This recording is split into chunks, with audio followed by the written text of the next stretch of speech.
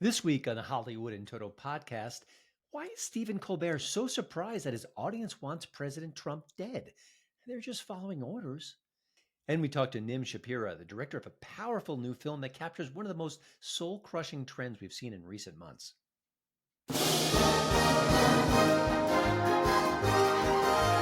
Welcome to the Hollywood and Toto Podcast. Entertainment news and reviews without the woke Hollywood narrative. Free speech, free expression. Now that's entertainment. And here's your host, award-winning film critic, Christian Toto. Well, what did he expect? Stephen Colbert had to gently chide his audience this week. Why?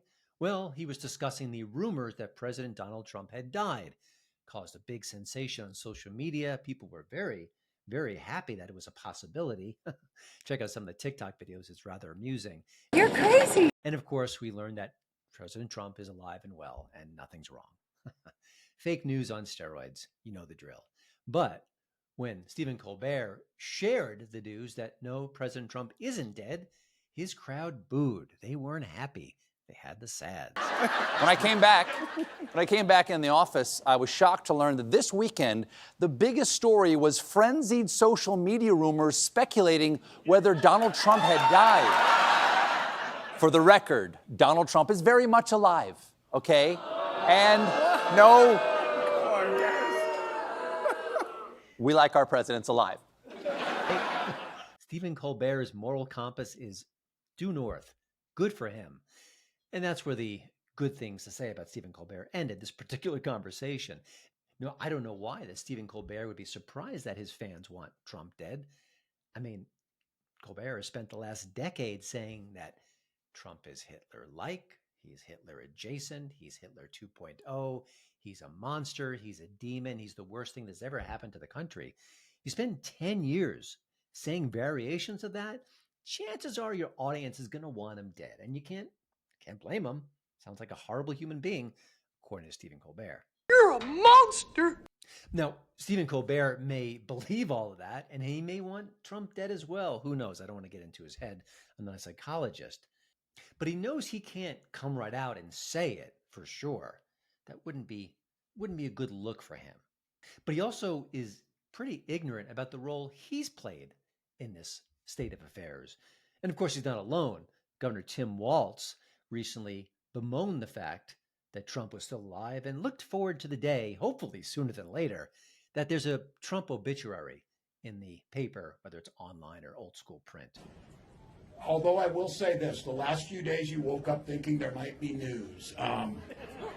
Just saying. There will be news sometime, just so you know, there will be news. Boy, did America dodge a bullet in November when we didn't elect that guy as vice president? Wow. Knucklehead, which he called himself during the debate, I think he was being kind. He's an asshole. Now, this particular episode of the Hollywood and Toto Podcast is the second one in a row where we're talking about projects that are trying to bring people together. Now, listen, not every movie should do that. I think it'd be ridiculous, frankly. Don't need that.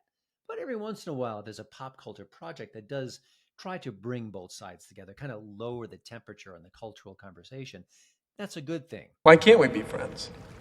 Of course, last time around, we talked about the rom-com, The Elephant in the Room, about a very liberal woman and a Trump voter, and, well, could they actually fall in love despite their differences? Well, this week, we'll be talking about a new film that asks a lot of questions about the fallout from the October 7th attacks. We'll get to that in a minute. And again, it's the kind of conversation where, hey, is there any common ground here? Is there anything we can say to bring us all together? Now, if Colbert and company just did political satire from their late night perches, if they left aside the hatred and the anger and the vitriol that they bring to the table almost every monologue, and if they occasionally hit both sides of the political aisle, I don't think we'd be in the situation we are right now with so much division, so much hate. And of course, they're just a small part of the problem, but it isn't the world we live in right now, and that's a shame. But there is one silver lining, because come May 2026, Stephen Colbert is going to be on the unemployment line. And I, for one, can't wait. Hit the road, Jack.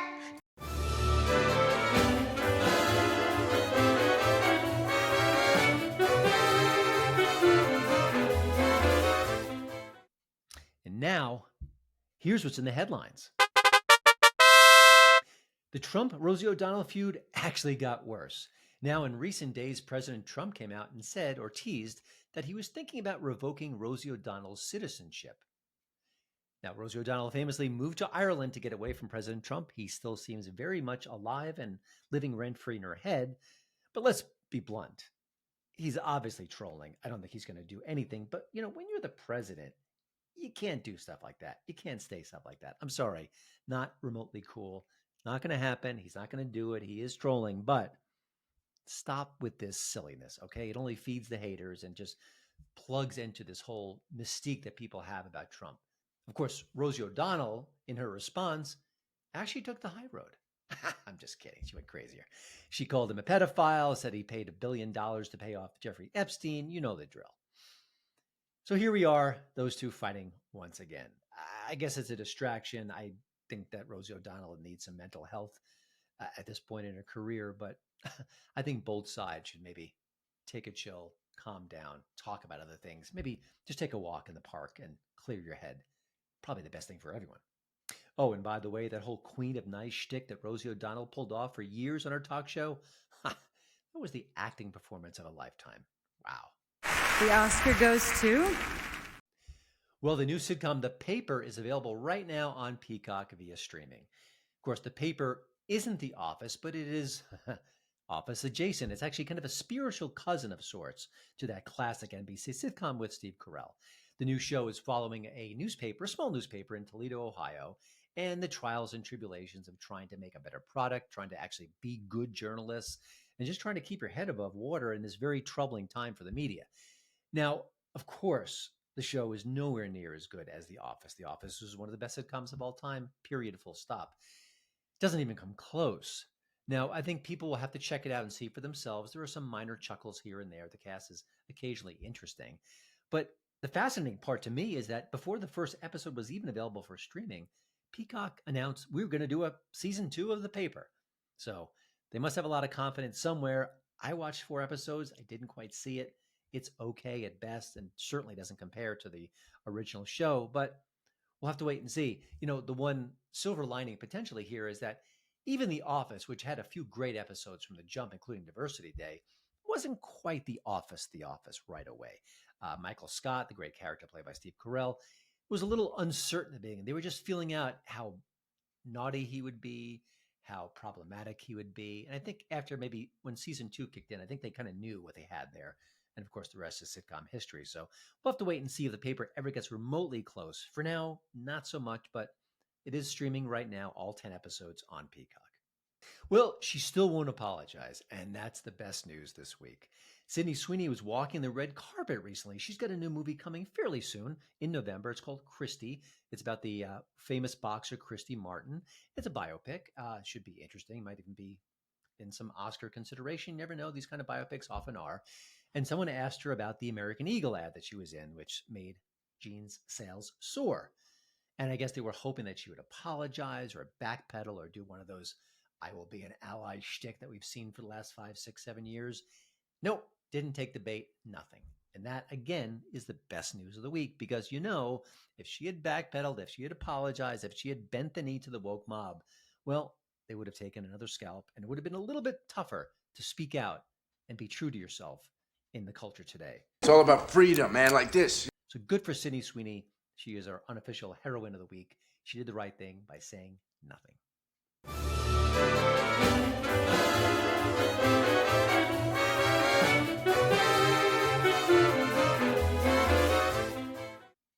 I've been trying to watch as many documentaries as possible that are tied to the October 7th attacks, the after effects of that particularly heinous event, and also just some of the cultural ramifications.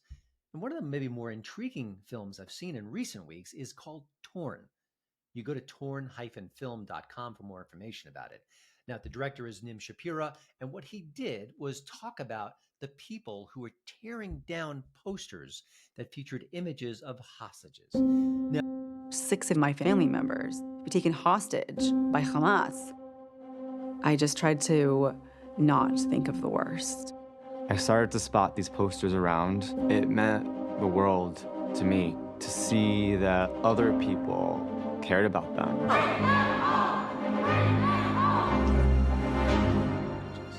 Now, on the surface, this is barbaric. It's ghoulish. I can't even imagine what would go through someone's mind who wanted to tear down a poster. Some of these posters were of little kids, of children, old people, innocent people captured by Hamas. It is an atrocity.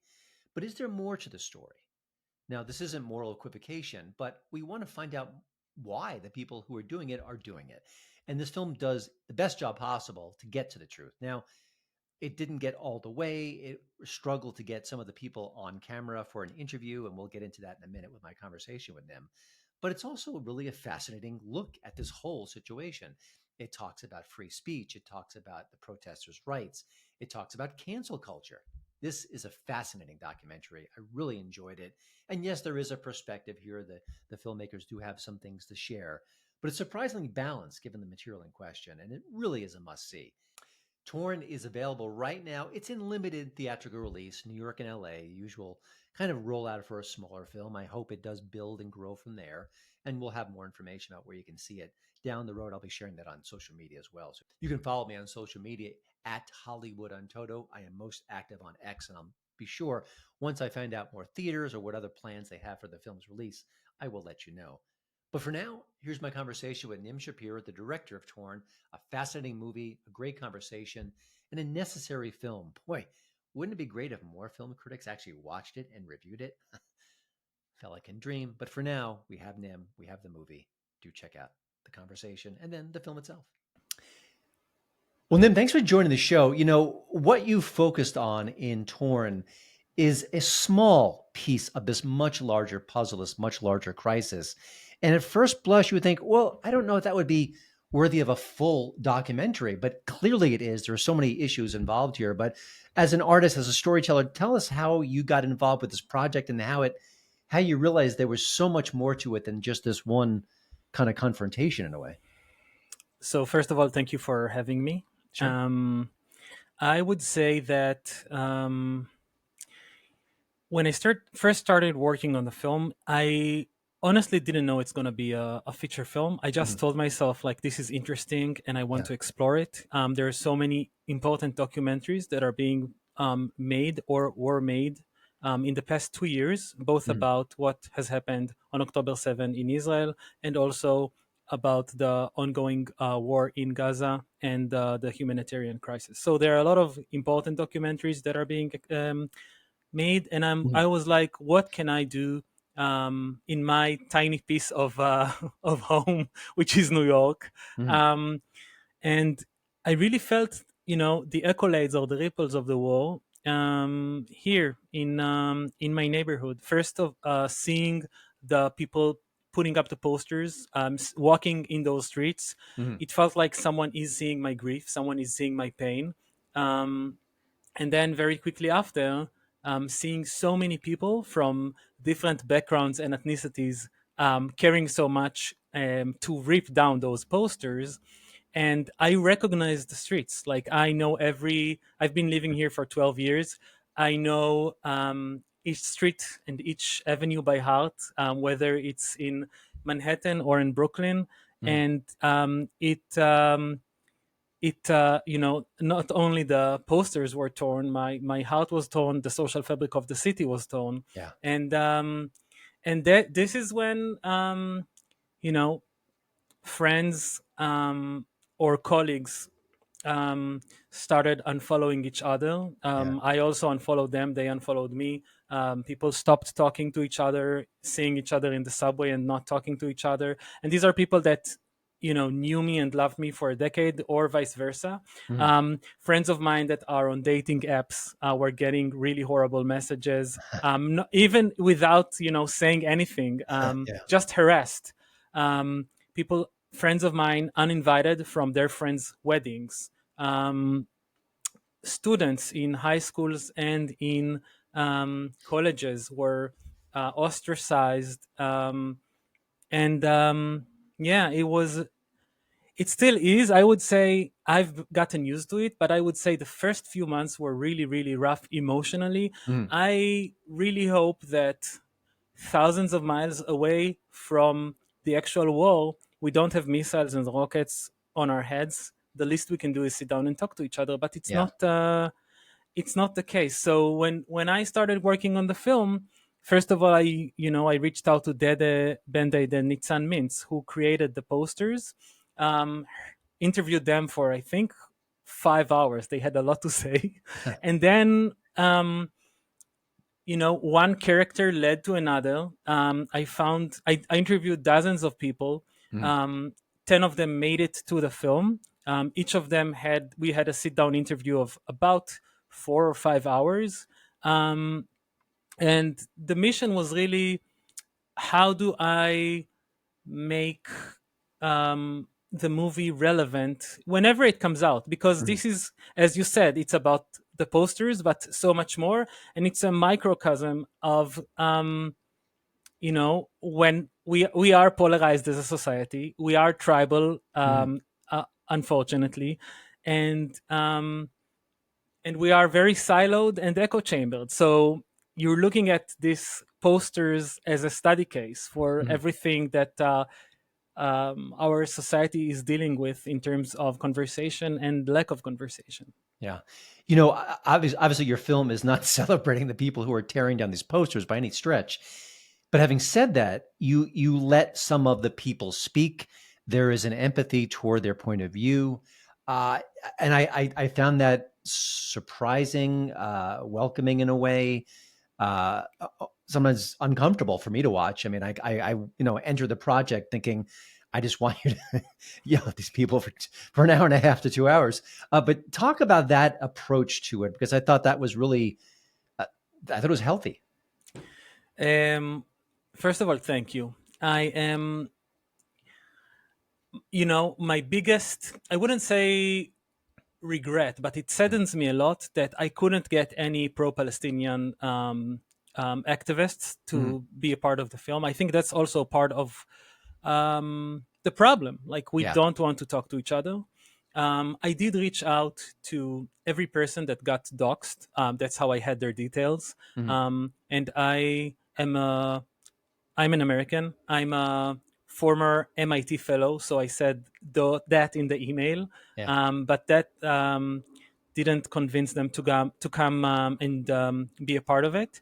And some of them already did interview. So we said everything there is to say. Some of them decided not to respond at all. I don't blame them or judge them. Like, some of them have been really under backlash and harassment, which I don't support. But it was said that they didn't want to take a part in the movie. And then, there's the hourglass, and you see the sand kind of like pouring down, and like, I need to finish the film. How do I bring that POV into the film? So I knew that I'm going to include every, either a reason or excuse, in air quotes or not in air quotes, of people who ripped down the posters. I combed the internet and found hundreds of videos and chose the ones that gave a reason. I also included every video segment from either television or YouTube of those rippers telling their story. But it was also important for me to create some sort of a dialogue. And because I couldn't, this is how I came up with this creative solution, which I'm very proud of. And, I didn't know what's going to come out of my interviewees when specifically Nina, who I'm giving her the piece of paper to read. But I knew I want to give it to her because unlike the other participants of my film, which are hostage family members, she's an activist, but she doesn't have, she's more distanced from the situation. And it was clear that, she is on the other side, so to speak. And I didn't know what she's going to say. She didn't know what I'm going to give her. And it was a really, it was a really, really I want to say poetic moment. I don't know. It was I'm very proud of that sequence. Yeah. Can you give us a little background on her, just for people who haven't seen the film yet, just so it can give more context? Yes. So the film features 10 different New Yorkers, young and old, Sephardic and Ashkenazi, liberal and conservative, religious and secular. Nina Mogilnik, she's a New Yorker. She is a mother of 3, lives on the Upper West Side, and she worked a lot in philanthropy. Today, she writes a lot for her blog and Times of Israel, and she reviews books. So she's very, very articulate. Yeah. And I found her because I saw footage of her, a woman, arguing with another woman on the streets of New York, and I was like, I need to find this woman, and I was able to find her, and this is how she made it into the film. Yeah. So yeah, she's very, very passionate about the posters, and I think in terms of a documentary that follows a character, you can see a real arc with her specifically, because the posters were her outlet. She put them up because she wanted to raise awareness, of course, for the hostages, and specifically a hostage named Noya Dan that very soon after October 7, it's a teenage girl that was autistic, and her body was nowhere to be found. So people thought she was kidnapped, but in the end, she was murdered on that day, and her body was extremely mutilated. But specifically with Noya Dan, she's autistic, and Nina has a son who's autistic as well, and she felt very, very connected to that specific hostage. Yeah. One of the things that your film does as well is it's really not political. There are a couple of moments you could sort of maybe say, oh, look at that. But talk about that. Is that just another hornet's nest you didn't want to get into? Was it tempting to kind of add some political moments? Because there's a lot to add for sure. Yeah. Potentially. I have my brain is, there's so many answers I want to give you. First, going back to film school, they teach you about the new French wave. They teach you about Godard, and Godard said that every camera angle is political. So there is politics in the film, and of course I am a Jewish Israeli American filmmaker. So I have my POV.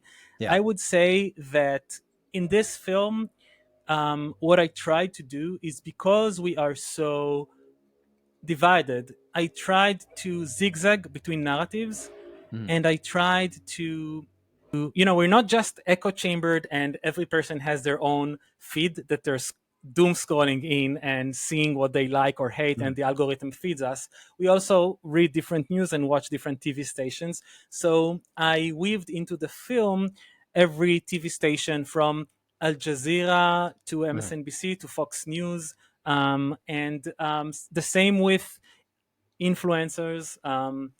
Hassan Piker, who's from the Young Turks, and he's a very prominent figure in the pro-Palestinian space, and also I'm blanking on her name, Linda Sarsour, which is also very much a figure in the pro-Palestinian space.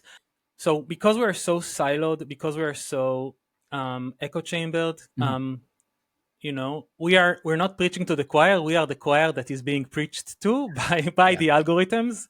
And we also watch different TV stations. I brought in footage from all the way from MSNBC to Fox News. I brought Al Jazeera, and I tried to kind of like spice it up, not just from TV stations and footage from Instagram, but also the pro-Palestinian influencers like Linda Sarsour and Hassan Piker, who I disagree with them, and how they speak. The movie for me is about bridge building and talking about our narratives. I think that freedom of speech is sacred, but there are limits to freedom of speech. And it was important for me also to show how, the streets are already on fire. We don't need to pour more oil or fuel onto the streets.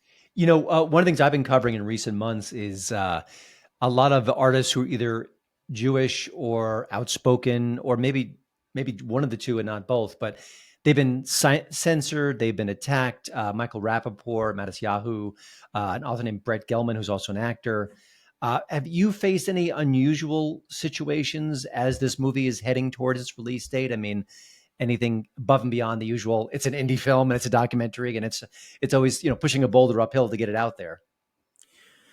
I will never know if I was silently boycott or not. I would tell you that previous projects of mine were workshopped or got into Cannes Film Festival, Venice Film Festival, IDFA, it just saddens me that the film was mostly featured in Jewish film festivals, not because these are not important. Like the way I see it, the film has three types of audience groups. There's like the Jewish film festivals and the Jewish audiences who, the film is layered in a way that it's like an ink blot or a Rorschach test. So people see different things in it. Yeah. So I had hard conversations with Jewish audience members because I screened it in front of very liberal Jewish and very conservative Jews. I screened it in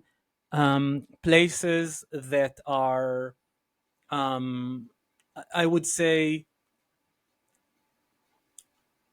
are having a very, very hard time with being Jewish right now because they want to distance themselves from what is happening. And I screened it also in places that hosted Ben Gvir, who is the Secretary of Interior Security in Israel, head of the police, and he is a racist and a homophobe. So the distance between these two groups of Jews in New York is huge. Yeah. And for me, I was like, I want to show the movie to any type of audience because that's what the conversation is about. Like I can't talk about not engaging with the other side if I'm not doing it myself. And so I went to those places, and these were hard conversations. I also screened it in front to Israeli audiences that talked about how hostage families are being treated by the Israeli government, like lack of respect, or ministers and the prime minister doesn't meet them so much. But I wanted to have the difficult conversations also with the people in New York that don't have skin in the game and already chose a side. I wanted to have difficult conversations with the communities that, are... You don't have to be pro-Israeli or pro-Palestinian to watch the film. Like this means to rock your boat a little bit and open the floor for discussions. So my hope with the theatrical release is that I will get more, I would call them general audiences. Not because I don't care about the other two groups that the movie is calling to, but just because these connections are important for me. And I did screen it. I just came back from Utah, so we had an audience filled with both Jews and Mormons. I screened it in when I screened it in Harvard Kennedy School and in Stanford. We had international students from all over the world, South America, specifically Venezuela. We had people from Egypt and Jordan. We had people from China, and we also had students that have been into the encampments. But it wasn't in some of my biggest crowds. I had 600 people. These were more kind of like limited screenings of 20, 30 people. Gotcha. And through this whole process, from making the film to screening the film to the film's about to be released, we'll get to that in a second. Do you think that you've changed in any way, either your views or your sort of either your optimism or your pessimism about the conversations we need to have that are, That's one of the hardest questions. I quote Heraclitus from the Greek I don't know, wise man thousands of years ago that said you can't enter the same river twice because you're not the same person and it's not the same river. And I've seen the film so many times, and every time I see it, and sometimes it's on a daily basis, I feel different because reality keeps changing. We still have 48 hostages in Gaza. There are thousands of Israeli citizens that were killed. There are tens of thousands of Palestinians that were killed. A lot of innocent people. Tens of thousands, if not hundreds of thousands of people have been have lost their homes, both in Israel and in Gaza. The situation is really bad. These 2 years have been horrible for me. I think it was the worst 2 years of my life. And I will also tell you that in terms of hope, the only thing that does give me hope is seeing hundreds of thousands of Israelis march to the streets, sometimes on a daily basis, but always on a weekly basis, and cry as hard as they can to stop the war at any cost and to bring our brothers and sisters home. Yeah. Well, I mean, I think one of the most important things about your film is the free speech element. And again, the whole, we need more conversation. We can't shut things down. It does so in a very powerful way and not in an obvious way too. That's one of the things, really reason I enjoyed the film. Enjoy is sort of an odd word for your film. It's so heavy and it's so important in many ways. But of course, this movie is coming to theaters. It's going to be in theaters in New York and LA starting September 5th. And if you want to find out more about the film, where it'll be screening next, just go to torn-film.com is the website. You'll get all sorts of information about the filmmakers, about the project, about some of your statements about this particular situation, but also where it's going to be in theaters. I know, it's a smaller film. It's not going to get a wide release, sadly, but it will be out there. It will be visible. And I recommend it highly. It's just so funny. I just a week or two ago, I just spoke about another film called The Elephant in the Room, which is about it's a rom-com about a liberal and a conservative trying to find a love connection. It's oddly similar to this. And it's sort of like, let's get together. Let's not fight. Let's not shut each other down. Let's at least have a conversation. So I like to share that perspective on the show, even though it's a right-leaning show. But Nim, thank you so much for your time. It's a really wonderful film. I do highly recommend people see it with a friend, and have a great conversation afterwards. I think that's almost impossible. You could see this film and not want to talk about it and explore some of the themes. But I wish you all the best, and I hope more and more people do get a chance to see it. Thank you so much. Your character actor of the week is John C. McGinley. Well, that's it for the show this week. Again, thank you to Radio America for having me as part of their great podcast lineup. I do hope you'll check out Hollywood in Toto on YouTube. If you're not watching it there, we're also on Rumble and on iTunes, most podcast providers. If you're listening here, I think you've already figured out the drill. But if you like it, if you subscribe to the show, if you maybe just tell a friend, we would appreciate it. That would be great. And one last plug, please do check out HollywoodInToto.com. It is, like this show, the right take on entertainment. We've got news and reviews and commentary, all the things that are going on in pop culture. We really do try to focus on stories not being covered elsewhere. It certainly is a right-leaning website with right-leaning news and observations, but we don't want to chase away our center-left friends. We hope they stop by. We hope we agree to disagree with them, maybe leave a comment or two on some of the stories. And yeah, that's just the way it goes. We can have some conversations, we can have some debates, but at the end of the day, let's have a beer or your favorite non-alcoholic beverage and just keep on talking. That would be glorious. And that would also be in line with my recent guests, including Nim Shapira and also Steve Olikara from the Bridge Entertainment Labs project. I've just been really focusing on this for a lot of reasons, some personal, some professional, but I do hope you check out the work they're doing, and I hope you check out the show moving forward with new episodes. Well, everyone have the best week possible. Doctor's orders.